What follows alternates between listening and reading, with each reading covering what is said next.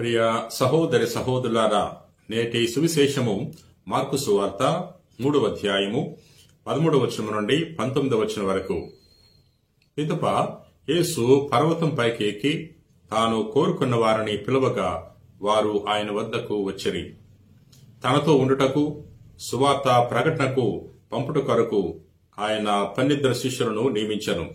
వారికి అపోస్తలుడు అనే పేరు పెట్టెను. దయ్యములను వెళ్లగొట్టుటకు వారికి అధికారమిచ్చెను. ఆ 12 ఎవరనగా పేతురు అనబడు సీమోను, జబదాయి కుమారుడు యాకోబు, అతని సోదరుడు యోహాను. ఆయన వారికి బొవనెర్గస్సు అను పేరు పెట్టెను. దానికి ఉరిమెడు వారు అని అర్థము. ఆంద్రియా, ఫిలిప్పు, బర్తలోమయి, మత్తయి, తోమా, అల్ఫై కుమారుడు యాకోబు, తద్దయి, కననీయుడగు సీమోను, ఆయనను అప్పగించిన యూదా ఇస్కారియేతు. ఇది క్రీస్తు సువిశేషము. క్రీస్తువా మీకు స్తుతి కలుగునుగాక. ప్రియ సహోదరి సహోదరులారా, నేటి సువార్తలో యేసు ప్రభు అపోస్తలులను ఎన్నిక చేయటం గురించి ధ్యానం చేసుకుంటున్నాం. ఒకరోజు యేసు ప్రభు తన శిష్యులతో సరస్సు తీరానికి వెళ్లారు. యేసు ప్రభు సరస్సు తీరాన్ని ఉన్నారని అనేక మంది ప్రజలు తెలుసుకుని ప్రభు చెంతకొచ్చారు. యూదయ ప్రాంతం నుండి యిదుమియా, గలిలయ, తూరు, సీదోను ఇంకా అనేక ప్రాంతాల నుండి, పట్టణాల నుండి ప్రభు చెంతకొచ్చారు ప్రభు యొక్క బోధలు ఆలకించడానికి. ప్రభు వారి మీద జాలిపడి వారికి అనేక విషయాలు బోధించాడు. రోగులకు స్వస్థతను దయచేశాడు. తర్వాత ప్రభు తన శిష్యుల నుండి 12 మంది అపోస్తలులను ఎన్నిక చేశాడు. 12 మంది అపోస్తలులను ఎన్నిక చేసే ముందు ప్రభు ప్రార్థన చేశాడు. ఎందుకంటే ఈ 12 మంది అపోస్తలులు చాలా ముఖ్యమైన వారు. ప్రభు యొక్క రక్షణ కార్యాన్ని కొనసాగించవలసిన వారు. అందుకని ప్రభువు చాలా జాగ్రత్తగా వారిని ఎంపిక చేసి ఉన్నాడు. ప్రియ సహోదరి సహోదరులారా, మనం కూడా మన జీవితంలో ముఖ్యమైన పని చేసే ముందు ప్రార్థన చేయాలి. ముఖ్యమైన నిర్ణయాలు తీసుకునే ముందు ప్రార్థన చేయాలి. ప్రార్థన చేసి నిర్ణయం తీసుకుంటే భగవంతుడు మనకు జ్ఞానాన్ని, వివేకాన్ని, ఆలోచన శక్తిని ఇస్తాడు.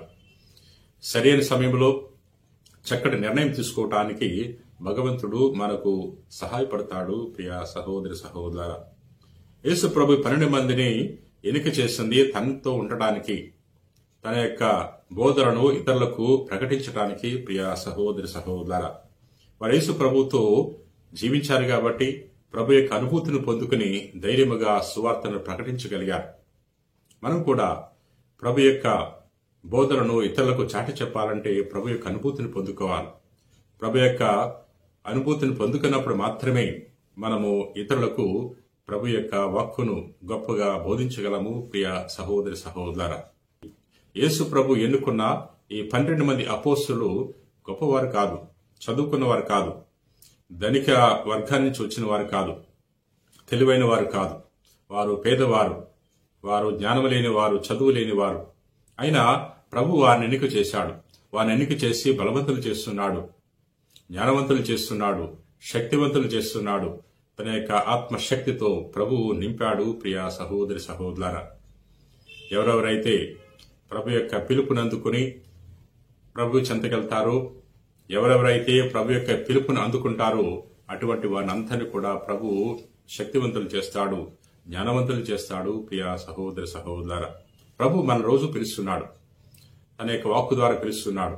తనతో ఉండటానికి, తన యొక్క అనుభూతిని పొందుకోవటానికి, తన అనుభూతిని ఇతరులతో పంచుకోవటానికి.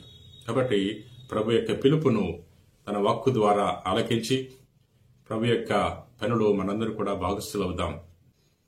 ప్రార్థన చేసుకుందాం. ప్రేమ కలిగిన ప్రభువా, దయగలిగిన సర్వేశ్వర, ప్రభువా, నేటి సువార్తలో అపోస్తలుల ఎన్నిక గురించి ధ్యానం చేసుకుని ఉన్నాం. ప్రభువా, మేము కూడా నీ యొక్క వాక్కును ఆలకించి నీ పిలుపును అందుకునే గొప్ప విశ్వాసాన్ని మనస్సును దయచేయండి. ప్రభువా, ఏ విధంగా అయితే అపోస్తలులు విజ్ఞానముతో, వివేకముతో, ఆత్మశక్తితో నింపబడ్డారు, మేము కూడా అటువంటి గొప్ప వరములతో నింపబడి వాక్యాన్ని దయచేయమని ప్రార్థన చేయించున్నాం. ప్రభు, ఈ రోజున ఎవరెవరైతే ఈ వాక్యాన్ని ఆలకించి ప్రార్థన చేయించున్నారో అటువంటి వారందరినీ కూడా దీవించమని మా నాథుడైన క్రీస్తు ద్వారా మనవి చేయించున్నాం తండ్రి. ఆమెన్.